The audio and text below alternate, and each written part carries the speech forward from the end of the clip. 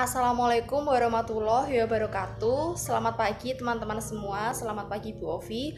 Perkenalkan, kami dari kelompok 2 Praktik Auditing. Di sini kami akan menyampaikan hasil diskusi kami, yaitu tentang pengendalian intern klien pada PT Sinar Mataram. Di sini kami kelompok 2 beranggotakan dari saya sendiri, Gracelia Wilumarinda, dan rekan-rekan saya, Dwi Jayanti Nugrahini dan Estiana Gineceti. Langsung saja ke topik pembahasan yang pertama. Jadi topik pembahasan pertama adalah pembelian dan pengeluaran kas. Jadi pada PT Sinar Mataram, permintaan pembelian itu dapat diajukan melalui Andriono Darmadi selaku Direktur Utama, Wim Hartanto selaku Direktur Sirkulasi, L. Joansyah selaku Direktur Editor Berita, dan Ali Wahyudi selaku Direktur Iklan. Permintaan pembelian barang yang bernilai di atas 200.000 harus mendapatkan persetujuan dari Tuan Andriono selaku Direktur Utama. Sedangkan permintaan pembelian aktiva tetap yang bernilai di atas 500.000 harus mendapat persetujuan dari Dewan Komisaris. Semua permintaan ditujukan kepada Nyonya Betty Hanafia selaku Direktur Akuntansi yang mengurus pesanan kepada supplier. Peminta bertanggung jawab atas penerimaan barang yang telah dipesan. Jika barang yang dipesan sudah diterima, faktur harus segera diajukan kepada pejabat yang berwenang untuk mendapatkan pengesahan atau otorisasi. Sebelum mengeluarkan cek, Nyonya Hanafia selaku Direktur Akuntansi mengecek harga yang ada di faktur dan dicocokkan dengan harga yang ada di surat pesanan pembelian serta mengecek kebenaran perhitungannya. Berdasarkan faktur dan dokumen pendukung, maka Nyonya Hanafia membuat voucher kas sebanyak 2 lembar dan yang lembar satunya digunakan untuk arsip perusahaan. Setelah voucher ditandatangani, lembar pertama digunakan untuk pencatatan dalam voucher register dan diarsipkan menurut tanggal jatuh tempo. Saat jatuh tempo, voucher dikeluarkan dari arsip dan diajukan kepada Tuan Andriono selaku Direktur Utama untuk diperiksa kembali. Jika sudah lengkap, cek atau voucher tersebut dapat ditandatangani oleh Direktur Utama. Nyonya Susanti selaku Sekretaris bertugas untuk meneliti kembali kelengkapan cek dan voucher serta membubuhkan cap dan dokumen pendukung dengan tanda lunas dan mencantumkan tanggal pembayarannya. Kemudian setelah itu, cek dikirimkan kepada supplier dan mengembalikan voucher yang telah dibayar kepada Nyonya Hanafia selaku Direktur Akuntansi. Tuan Andriono selaku Direktur Utama memberikan instruksi cek yang telah disetujui tidak boleh dikembalikan lagi kepada Nyonya Betty selaku Direktur Akuntansi. Sebagian besar nama dan alamat para supplier pun juga telah diketahui PT Sinar Mataram, sehingga jika ada supplier tidak dikenal, maka akan dilakukan pengecekan dengan melihat buku petunjuk telepon. Selanjutnya, kita akan membahas topik tentang pengeluaran kas.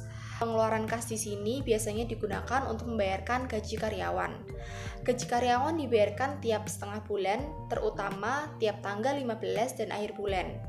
Kadang gaji dibayarkan 1 atau 2 hari setelah tanggal tersebut, kecuali komisi dibayarkan secara bulanan.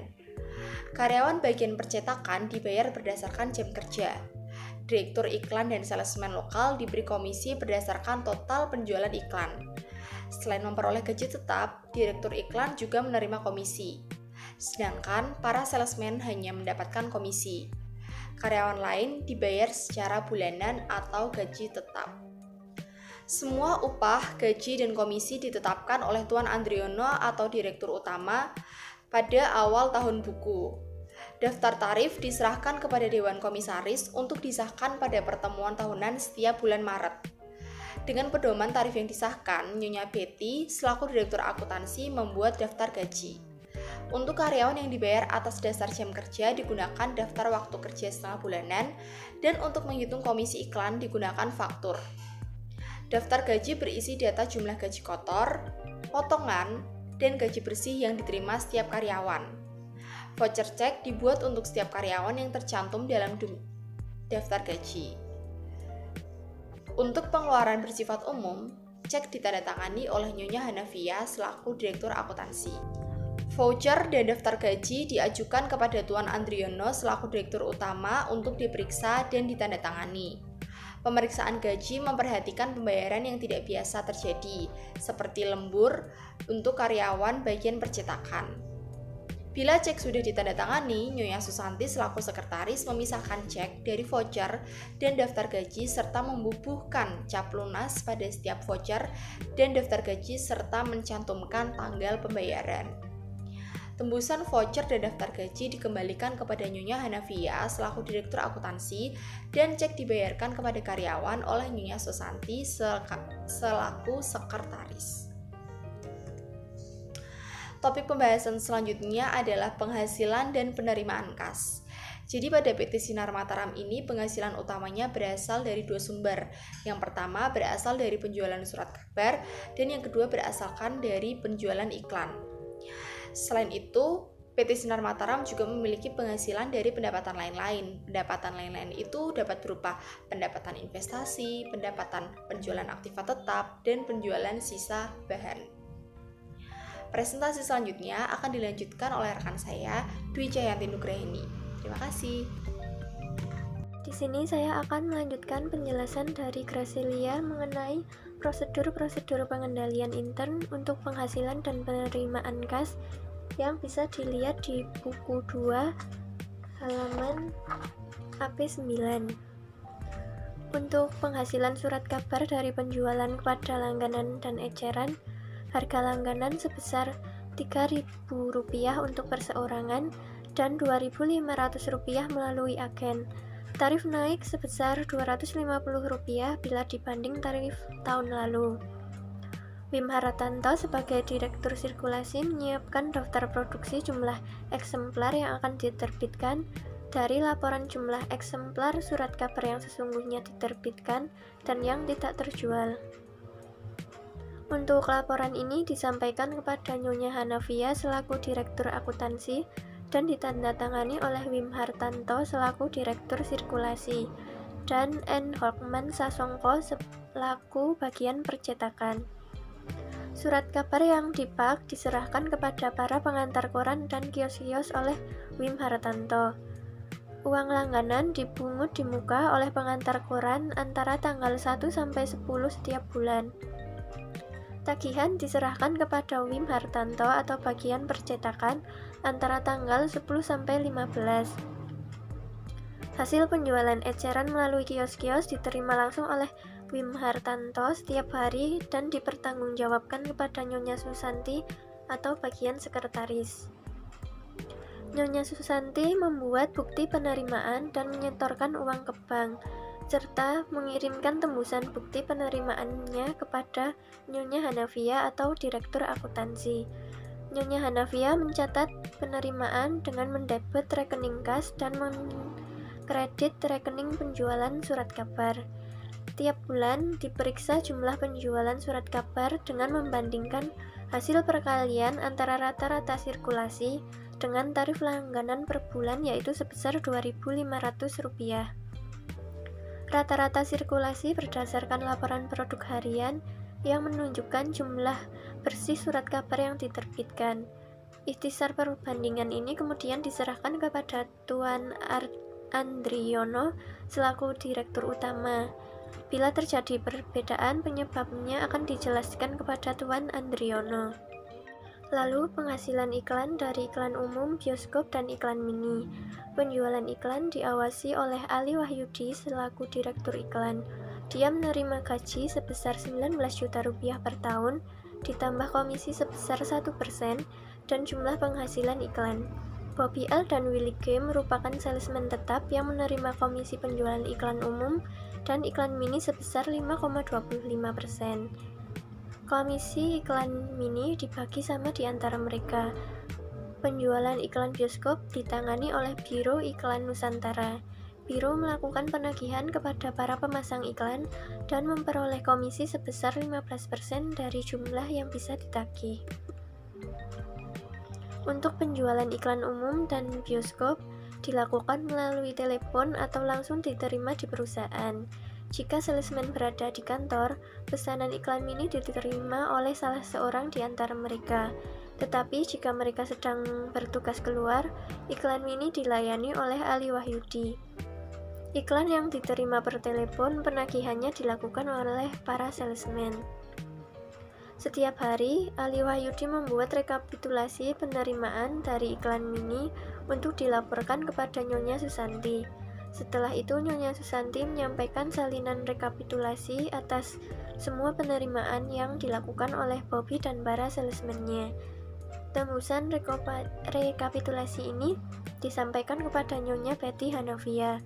Berdasarkan data ini, Nyonya Hanafia mencatat ke dalam buku penerimaan kas dengan mendebit rekening kas dan mengkredit rekening penghasilan iklan mini. Lalu untuk penjualan iklan secara kontrak disahkan oleh Ali Wahyudi dengan tarif yang didasarkan pada taksiran volume penjualan iklan untuk tahun yang bersangkutan. Guntingan iklan sebagai bukti bahwa iklan telah dipasang disampaikan kepada Ali Wahyudi.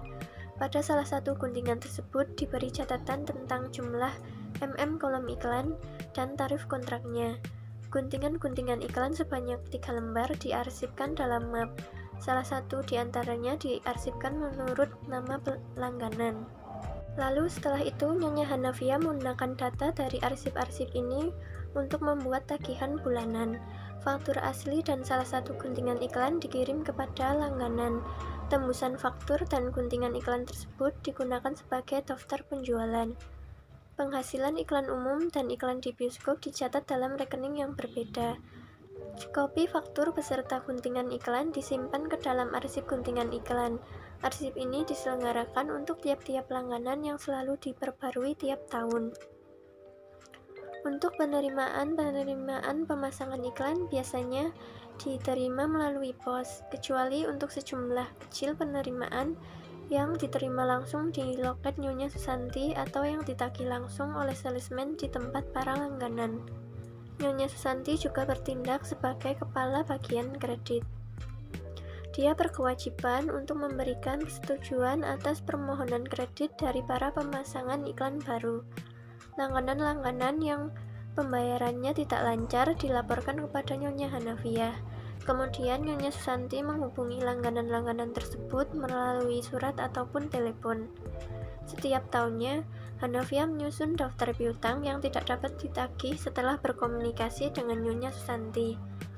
Daftar ini disahkan oleh Nyonya Susanti dan Tuan Andriono.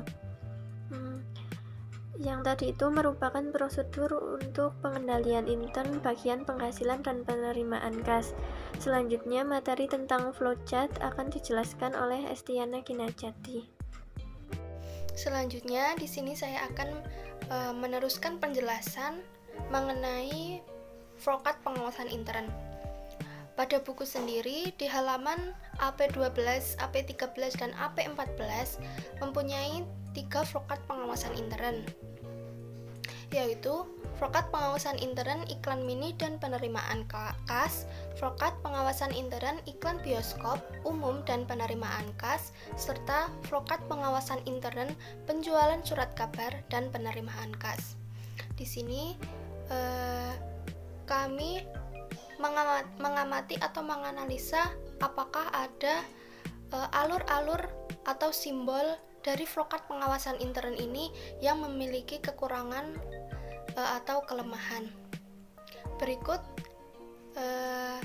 akan saya jelaskan pada slide selanjutnya. Pada slide ini kita akan membahas tentang hasil analisis flowchart pengawasan intern PT Sinar Mataram. Di sini kami menemukan kesalahan yang ada pada prosedur pengendalian intern pada PT Sinar Mataram. Untuk sistem pembukuannya, bendahara pada PT Sinar Mataram membuat pengeluaran kas dan pemasukan kas yang sama. Seharusnya harus dibedakan agar pencatatan lebih jelas dan tidak terjadi kesalahan.